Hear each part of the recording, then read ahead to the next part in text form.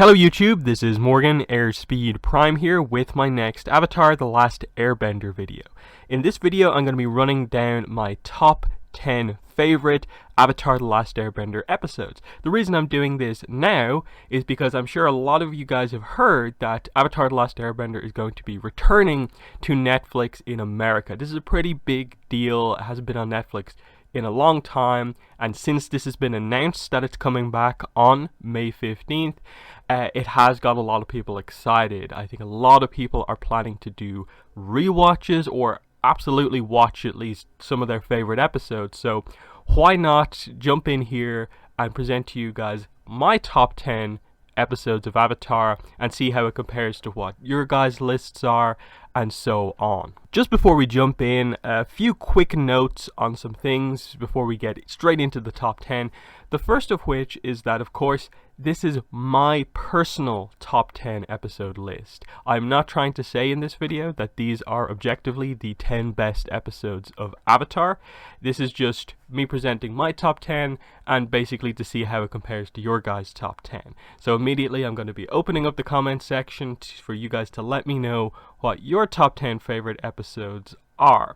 I will say I did put a lot of effort into this. This isn't just me choosing 10 episodes and putting this list together. I spent time and put together my entire top 61 episode list, and I'm just presenting the top of that to you. So I did put a lot of time into this list, constructing it, making sure to account for every single episode, and I think the list that I'm going to present is a pretty well thought out one. I don't think there's anything particularly controversial on here, in that even if an episode you particularly like isn't in the top 10 that I have, it might be just outside the top 10, and that's still very high up on the list. The final caveat that I will add in is just that if I was to present my actual, just the top 10 episodes on top of the list, it would include 3 episodes of the finale. So just to give this episode a little bit more variety, I'm going to limit myself to only basically choosing one episode of like certain two-parters, including the finale, because otherwise I would be talking about a third of the list being the finale episode. So basically this means that 2 finale episodes come out of my top 10 list, and my 11 and 12 pick goes up to being the 9 and 10. So I just wanted to kind of clarify that at the start. I'll present to you the actual list at the end, and obviously link you guys to the video where I go over my full top 61 episode list as well, if you guys want to see that. But with that out of the way, let's get into the top 10 list. At number 10 we have Book 3 Fire, Episode 11, Day of Black Sun, Part 2, The Eclipse. The mid-season finale of Book 3 Fire, the big invasion kind of comes to an end here in failure for our hero characters, and it's such a great episode because it blends, of course, the typical manipulation, great tactics from Azula. Of course, she knew about the invasion the whole time and is just stringing everyone along to buy time until the eclipse ends.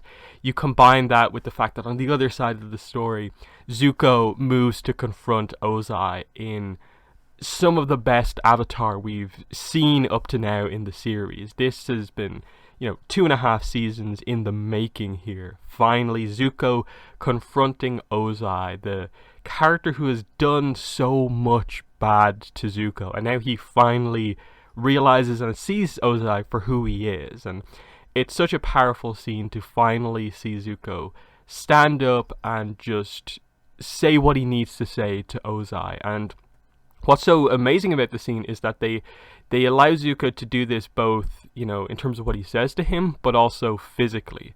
So of course we always remember this scene for Zuko redirecting lightning at Ozai and how symbolic that is, with Zuko using Iroh's own technique to redirect that lightning at his father.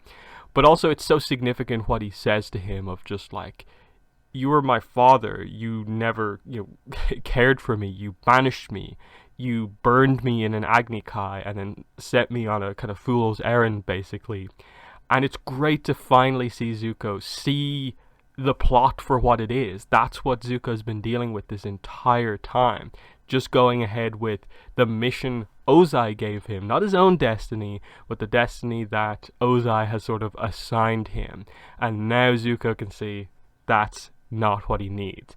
And it's great because they deliver such a powerful character moment on the Zuko side of the episode, but you also have to deal with the emotion of another heavy defeat for our main characters, as we see a lot of the sort of reinforcement characters who came back into the series here get captured, and a lot of the kids have to escape at this point.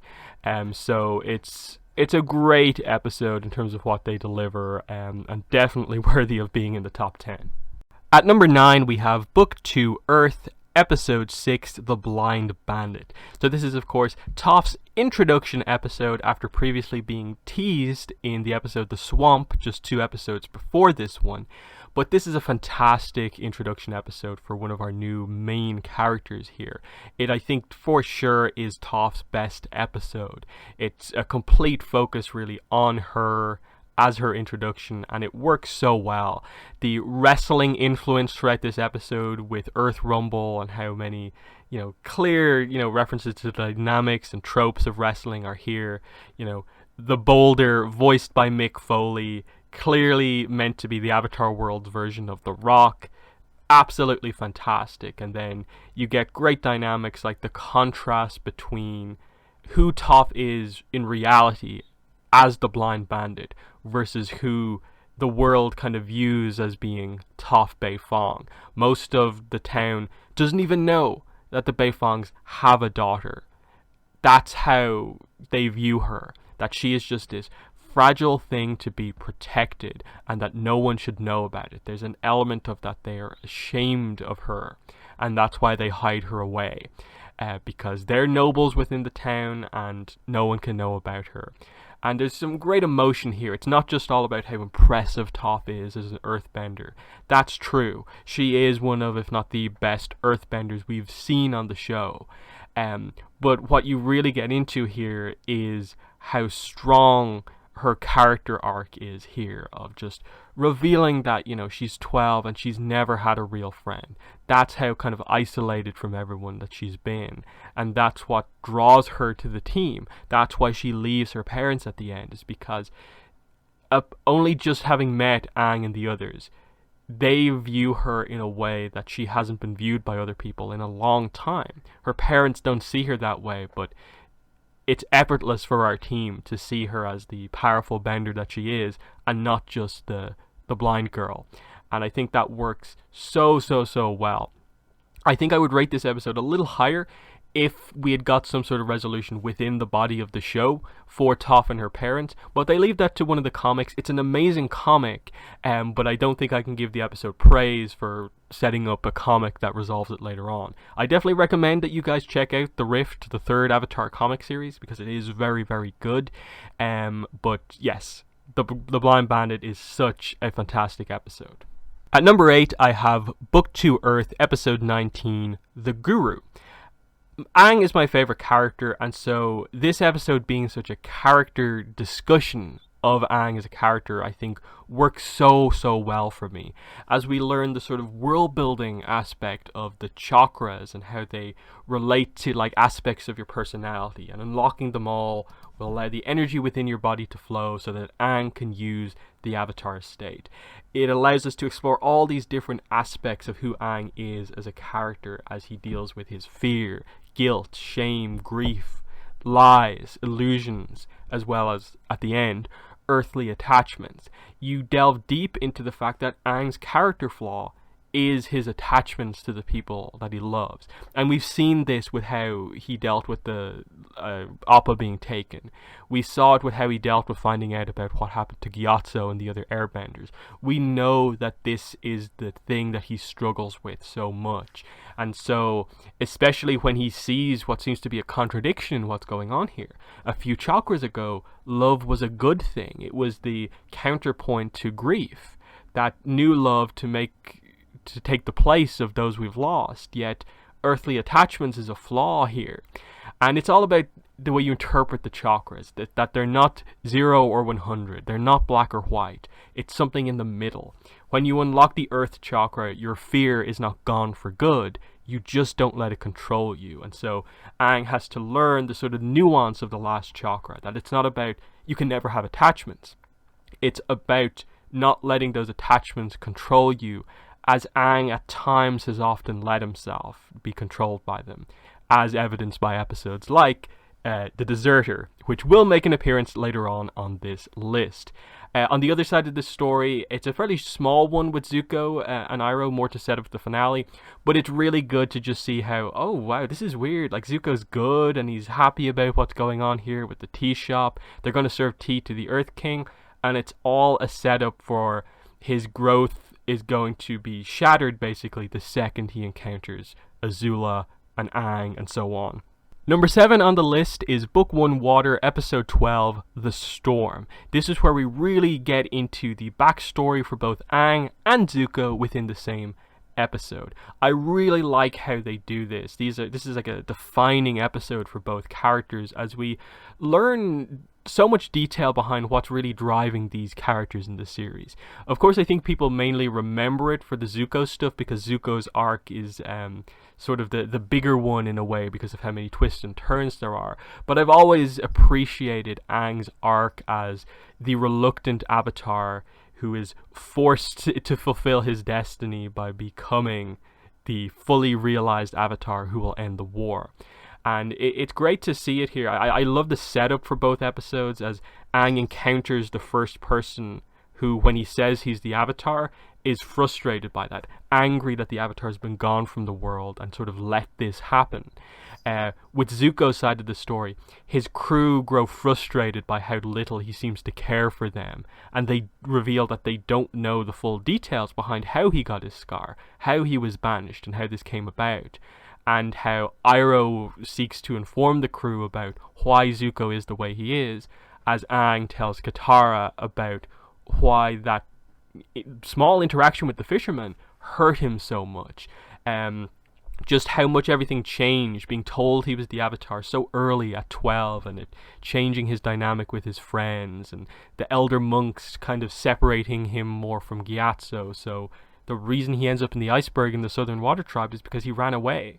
He ran away, and that's why he struggles so much with, the pressure on him to be the Avatar, is because he never wanted to be. It changed his life. He wished he was just a normal air nomad, but he is the Avatar and he has to take on that role. Whereas with Zuko's side of the story, of course we find out that he is actually fundamentally this very good person. He would make a very good leader because he cares about the people. He was the only one in that war meeting to speak up for the new recruits about to be sent off to die, just to pursue some general's kind of crazy tactic. And he's willing to fight for that decision. He's fine with having an Agni Kai against a general so many years older than him. But the second he finds out that it's Ozai, he can't bring himself to fight his own father. And it shows, the good of Zuko, the bravery that he was willing to stand up to that general. But the fear of Ozai and the fact that he doesn't defend himself, still gets burned, and we cut to Iroh being unable to watch this, Azula looking on with glee, as is Zhao. It works so well, and how they resolve it with the idea of Zuko seeing Aang but letting him go to save the crew. It's a great little moment of connection right at the end, and I think this episode works so well. Very important backstory. At number 6 is Book 3 Fire, Episode 15, The Boiling Rock, Part 2. This is an incredible episode. This is the second part of Sokka's field trip with Zuko, where they go to try and get Hakoda back, Sokka's father. But of course, over the course of the first part, we find out that Suki's here as well, which is a really, really great bonus.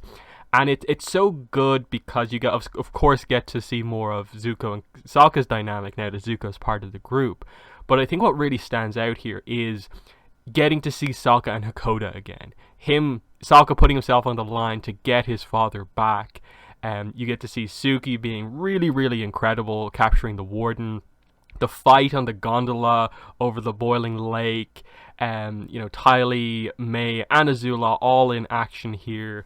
We're dealing with Zuko and May's relationship, and it being super dramatic and intense. And then in the big moment right at the end, when we think the line is about to be cut, the heroes are gonna fail at the last minute, May turns on Azula, and then as Azula goes to take out Mai, Ty Lee also turns on Azula. And this is such an important moment for Azula. Her control through fear finally broken, and broken by like the two people closest to her, who she felt she had like the most control over. And especially because Mai, who obviously betrays her first, because she says to Azula that you miscalculated. You know, I love Zuko more than I fear you. The fact that it's that it's Zuko who's sort of part of what led to Mai's betrayal of her, and that it's love that is the thing that was more powerful, very, very impactful. And then Ty Lee's betrayal highlights that, you know, it fits the character perfectly, that of course Mai with the relationship with Zuko would be the one to do it first, and then Ty Lee, who actually is very close friends with Mai and is honestly afraid of Azula, would follow suit to protect Mai from getting hurt by Azula. Great moment to give two of the more minor characters, the more developed minor characters, but still, two characters like that, such a huge moment, and for it to be the really impactful moment that starts off Azula's downward spiral that builds all the way up to the finale. Very, very strong episode. You know, we obviously get a lot of our characters back here. It's a really, really enjoyable episode for sure. At number 5 is Book 1 Water, Episode 20, Siege of the North, Part 2. So the last episode of Book 1. This is a fantastic finale episode. It's definitely one of the most kind of like big and impactful episodes of Avatar. We bring the Book 1 plot to a conclusion here with a big war action sequence, but also one that heavily involves spirit stuff as well, because Aang gets to meet Ko, the face stealer, and learns from him, solves a riddle basically from Ko to figure out the mortal forms of the ocean and the moon spirit. And Ko's a great spirit character, of course. You know, just the idea of him stealing faces if you show emotion around him. The little history that we learned that, like, he had an incident in the past with a previous avatar, and we later learn, of course, that it's Avatar Kuruk, so the water avatar before Aang, and that he stole the face of his wife, Umi. Really, really great references that come into play here. But you have other great moments like Zhao killing the koi fish that is the moon spirit, Yue giving her life force back, that of course the moon spirit assisted her when she was struggling when she was born, and now she gives it back, and Yue is now the moon spirit, and that is a big loss for Sokka. He was there but couldn't save her, but it's a decision she made, but it still affects Sokka because he was assigned as her protector. And this goes into Book 2 when he meets Suki again and is overly protective. We see Aang has nightmares basically going forward about what he does in the Avatar state because of the rampage basically that he and the Ocean Spirit went on when they sort of merged together to turn the tides of battle. We get to see Iroh in action, angry at Zhao for killing the spirit, and in a really great moment of Zuko and Zhao's kind of final duel as Zhao is taken by the ocean spirit.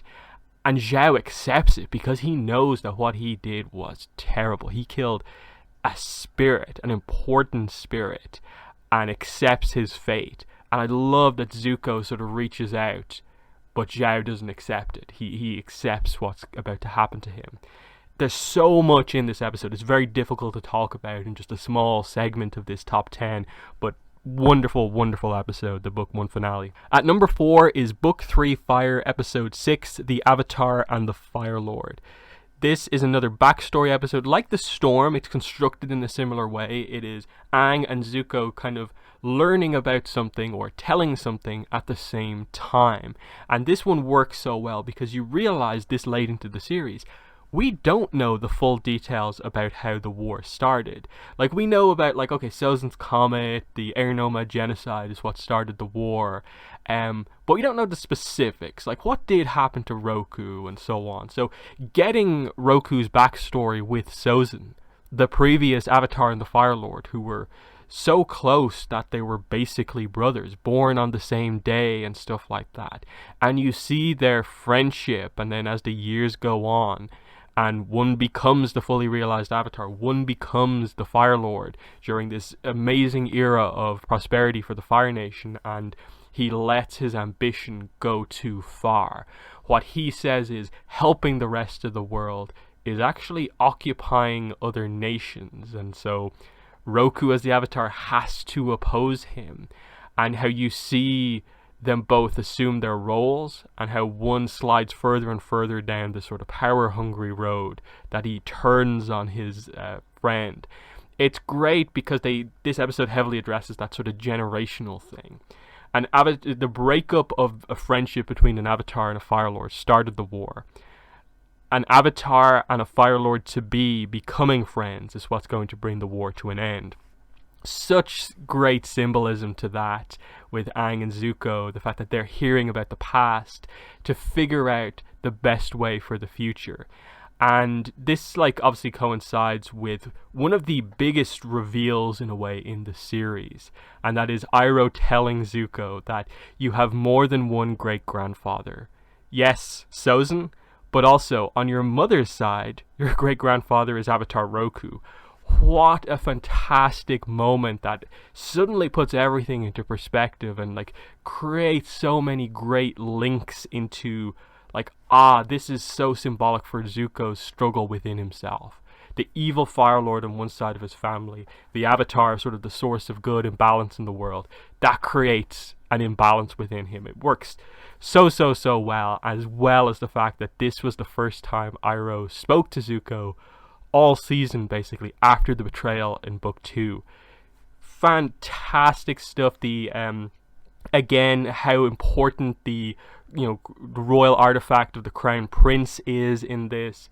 It links so heavily into a lot of details, and it was incredible how they were able to deliver so well on this so late in the game, finally informing us about this, but it works so well.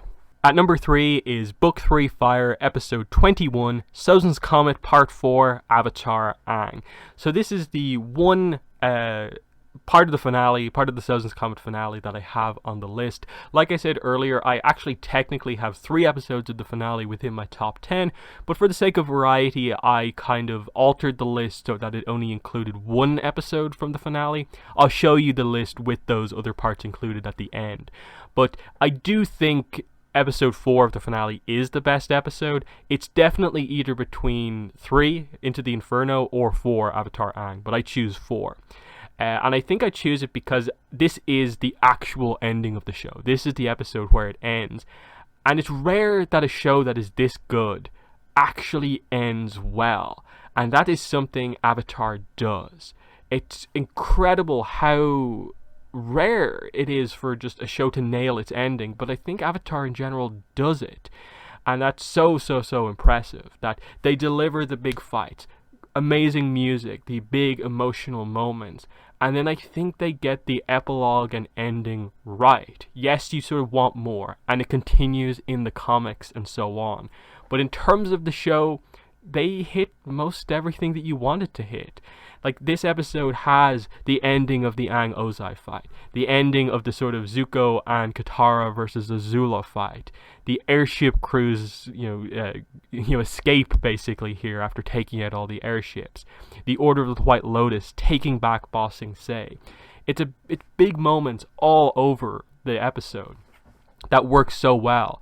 I love that Aang is able to defeat Ozai without having to kill him. He doesn't have to let go of his, the ideals of his culture.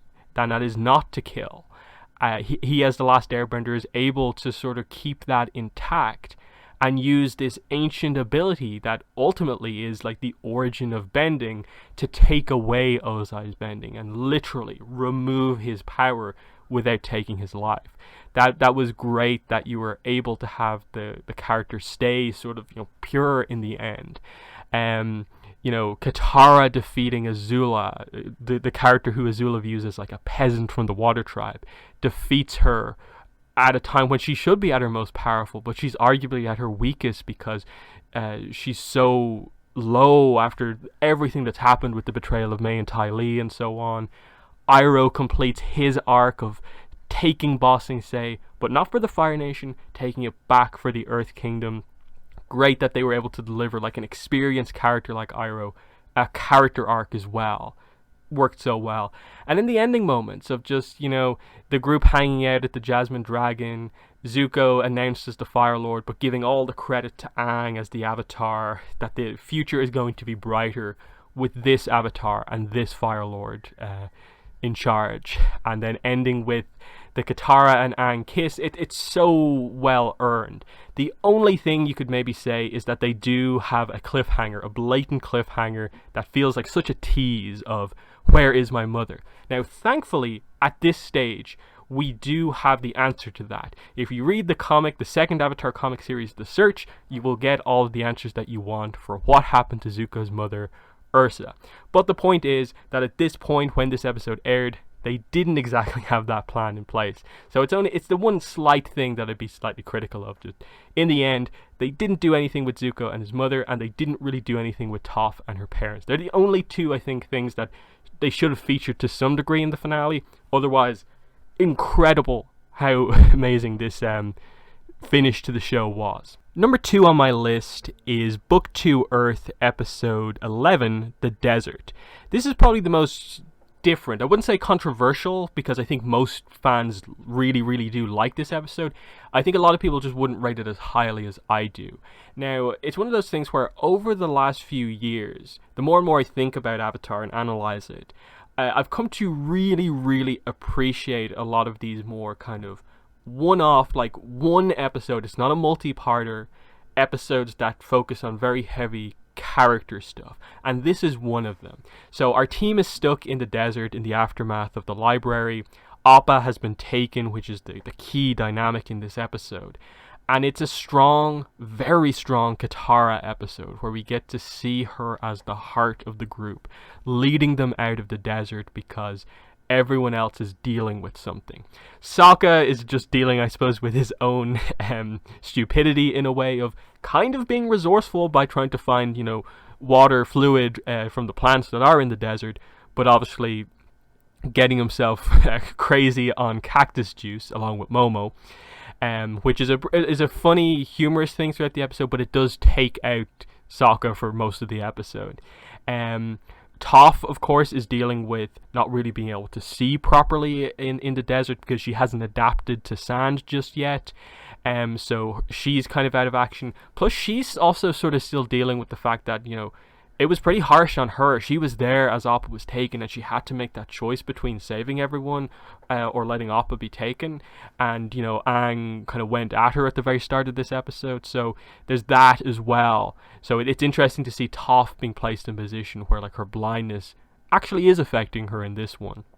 And then most importantly, Aang is not really the most helpful because he is just lost in his thoughts. He is angry, frustrated, emotional about the loss of Appa. He doesn't know if he's going to be able to get him back, where he is, any of that stuff. And this is his oldest friend.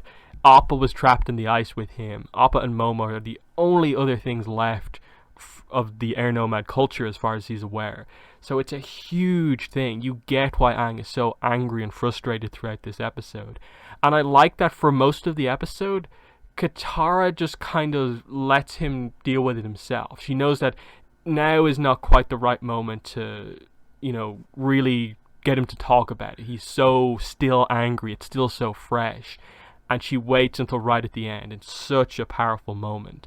Obviously, we build up to the confrontation with the Sandbenders, and the second they say that they muzzled Appa, Aang is just gone. His flaw with attachment coming to the forefront here. They hurt Appa. He's done with them. And this is the thing. He puts everyone at risk. His friends as well as the Sandbenders. This is why it's such a flaw. Why he has to learn to control this. Why the whole stuff in the Guru is so important ultimately. And I love that as everyone runs off, Katara just stands there and just walks over to Aang, grabs his hand while he's in the Avatar state, super dangerous, and just pulls him down into that embrace. This is what he needs at this point. It's so strong from Katara here. understanding of Aang. The look on her face, the expression is so good, and it's definitely like probably the best emotional moment in a way in the show for me, because it is so, this is so quintessential of the character, but it's fitting for both of them. This is Aang at one of these, tough moments for him, and it's Katara being there for him. That Aang gives Katara hope, but here is her helping him through this. And just the Avatar state going from that angry expression to crying to the glow coming off, and it just being Aang upset about Appa being lost. It hits so well, so well. And on the other side of the episode, it's really cool as well, because it's Order the White Lotus introduction with Iroh and Zuko. Zuko kept out of the loop. We're like, what is this thing? This is crazy. Iroh's part of this like secret organization, and they assist them with escaping from Zinfu and Master Yu, and they're heading for Ba Sing Se, and so is our team. Really good stuff, 100%. And let's not forget that another thing that gets across how angry and frustrated Aang is that when Momo is taken by one of the buzzard wasps, Aang gets Momo back, but even though he has him back, he still attacks that buzzard wasp. In his rage, he, as far as we're aware, kills this buzzard wasp, and that is so unlike him, but it highlights the arc that he has to go on with his attachments, why it's his flaw. Wonderful stuff, and I love it because it's just so character heavy. That's why I rate this one so highly. And last but certainly not least, my number one pick is Book 3 Fire, Episode 16, The Southern Raiders.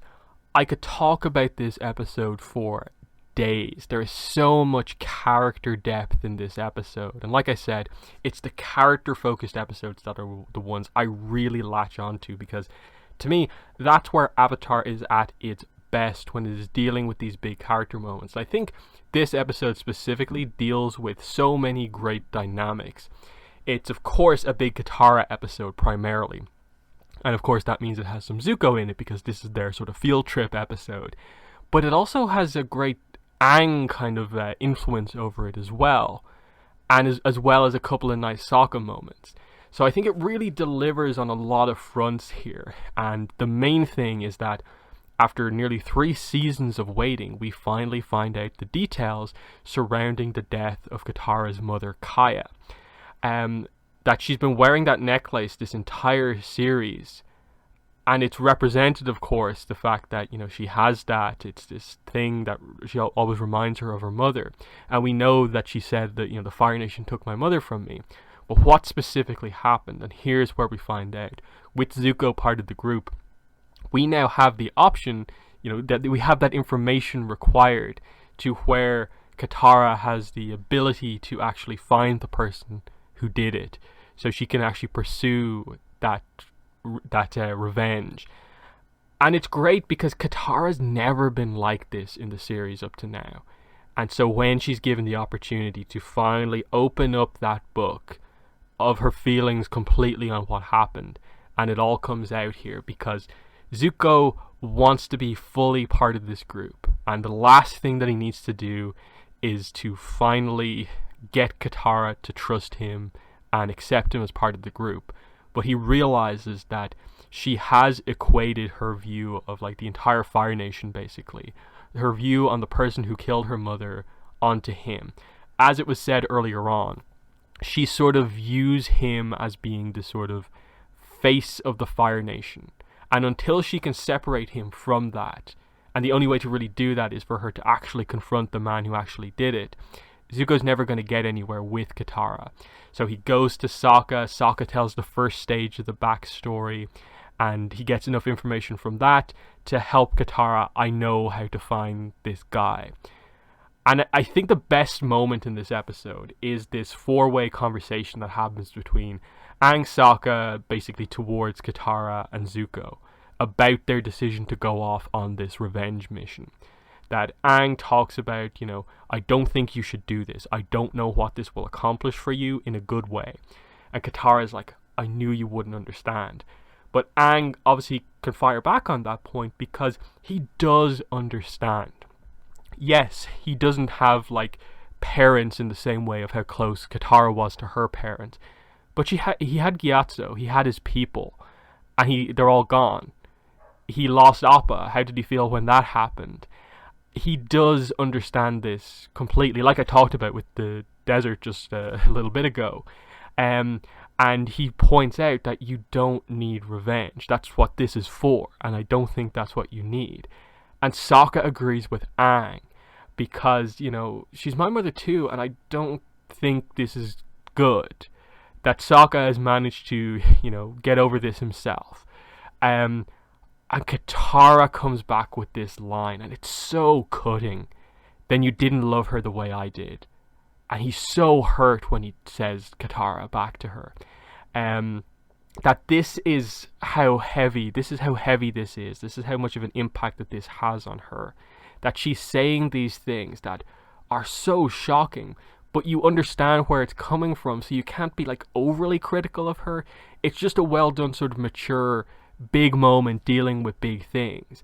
And Aang talks to her about how, you know, revenge is this double-sided thing. Yes, you'll take down the person you're angry towards, but you'll also be basically taking down yourself. Can you deal with who you will be after you accomplish your revenge? She's not, you know, thinking ahead enough. And he tries to get her to like take the perspective of, when you see him, forgive him. I'm okay with you going. I understand why you need to do this, but choose to forgive and not take the revenge. And she basically says that no, that's impossible. Like, I can't forgive. It's not going to happen. But he still lets her take Appa on this mission. And she's like, okay, thanks, you know, for being sort of understanding about it. But like, his advice to her kind of lingers in the background of this entire episode. Will she be swept away on the wave of revenge, or will Aang's advice come through? Will the fact that Sokka's been able to get over this without being this angry come through? And it obviously builds up to, they find Yon Ra, and she realizes that he's just this pathetic man who, despite everyone he killed as part of the Fire Nation, being this big commander in the Southern Raiders, he's kind of nothing now. He doesn't have anything in his life, and he hates his mother and is willing to sacrifice her to save himself. And the perspective she basically takes is that like what would it mean to kill someone like this? That he's not worth it. It's not worth it to Katara to like damage herself so much just to take out this guy who has done nothing. That to him, her mother's death hasn't really had much meaning at all. It was just this thing he did, and she sees it completely for who he is at this point. And there's such great moments here of her displaying her power in front of him, showing him like the failure of his mission. You didn't get all of the waterbenders from the south. I was the last one. My mother lied. She sacrificed herself to allow me to be the last southern waterbender. That adds so much more impact to why Katara feels so strongly about her mother, why her bending is so important to her, because it's like the last gift from her mother basically to her. So it retroactively explains so much more onto the importance of stuff from earlier episodes with Katara, and so she chooses to leave him be. Just really strong moment of like when she comes back and explains it. I didn't forgive him. I'll never be able to forgive him, but I can forgive you, Zuko. And finally, this is what gets it through. Zuko and Katara are now friends. She could acknowledge, you know, how much what he did here to help her, but also that, you know, she ultimately saw the value in some of what Aang was saying. Couldn't apply it fully, but the spirit of what Aang was saying ultimately kind of came through in the end. And then they twist it again. Zuko goes to Aang and is like, you were right. Your approach was more of what she needed than what I was suggesting. But what are you going to do when you face Ozai if you feel so strongly about the lack of revenge, the need to not be violent or kill? And it presents us this, you know, incredible thing going into the finale, basically, of how is Aang actually going to go through with this? He, because of his culture, can't kill. but he'll almost be expected to, because this is the mission everyone knows he has to do. He has to face Ozai, beat him, and win the war. But the beat him has always been very vague. Aang obviously just thought it would just be he'd capture him, knock him out or something like that, and it would be fine, like other fights that have happened. But this is going to be a fight to the death. And that's the big thing in all of this. I love how they end it on this moment of like Aang's wisdom was ultimately very valuable for Katara to a degree here. But now, how does that wisdom apply to his own situation? I just absolutely love this episode. It deals with a very tragic moment for one of our characters, their anger and vengeance. It's a very different episode for Katara, but it comes around very strongly of the strength that Katara shows in that scene, both how skilled she is, as well as how she handles the situation. And just the things that it deals with is just so well done. And that's why I consider it to be the best that the series has to offer, in a huge way. It's not to the point where, like, I'd say, like, anyone suggesting other episodes as the best ones, I'd, like, completely disagree with them. I'm very set in my mind that for me, this is the best episode for me personally. So that is the top 10 list. So let's do a quick recap of the list. So at number 10, we had Day of Black Sun, Part 2, The Eclipse. At number 9, we had The Blind Bandit. At number 8, we had The Guru. At number 7, we had The Storm. Number 6 was The Boiling Rock Part 2. 5 was Siege of the North Part 2. 4 was The Avatar and the Firelord. 3 was SOZIN'S Comet Part 4, Avatar AANG. 2 was The Desert, and number 1 was The Southern Raiders. Like I said at the start, this was my sort of slightly altered top 10 list, only including one part of the finale to add some variety.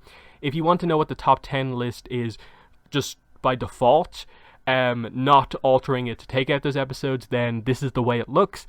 At number 10, we have The Guru. At number 9, we have SOZIN'S Comet Part 2, The Old Masters.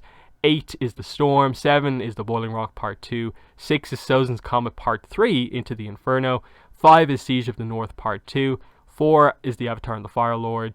3, SOZIN'S Comet Part 4, Avatar AANG. 2 is The Desert. And 1 is The Southern Raiders. So that's the way my actual top 10 list is, in terms of just directly the way I order it. But it would have been a little boring to talk about 3 parts of the finale in a list covering the top 10. So yeah, in the comments let me know what your own top 10 list of episodes are. Did you agree with some of my picks, or do you have other episodes that you would place just as highly as this? Feel free, of course, in the comments to ask me questions about where I have placed other specific episodes that I didn't include on the list and so on. But I will end by recommending a few of my other videos that I have out there that you might want to watch if you enjoyed this one. Of course, I will immediately refer you to the Avatar The Last Airbender complete 61 episode ranking list video that I did about 1.5 years ago. And this, like it says, covers my full 1 to 61 episode list. I cover the sort of the way I actually constructed the list, so it can help you maybe construct your list if you want to do that as well. I place the episodes into like tiers and stuff like that, so it's pretty well thought out and features, as I said, every episode in order for me personally. So that's one video I would recommend. The second video I'd recommend is that I did the same thing for The Legend of Korra. So if you're a fan of Legend of Korra, I have the Legend of Korra complete 52 episode ranking list video where I do the same thing for Korra. And then finally, if you're a fan of the sort of extended material from Avatar, I would recommend that you check out my playlist where I go through all of the chapters of the Avatar The Last Airbender novel, The Rise of Kyoshi. I have a video for every single chapter because that book goes so in depth into the Avatar world. I think it deserved a discussion on every single chapter. So the playlist to the chapter analysis videos will also be in the description. But yeah, that has been the video. Thanks for watching, and bye.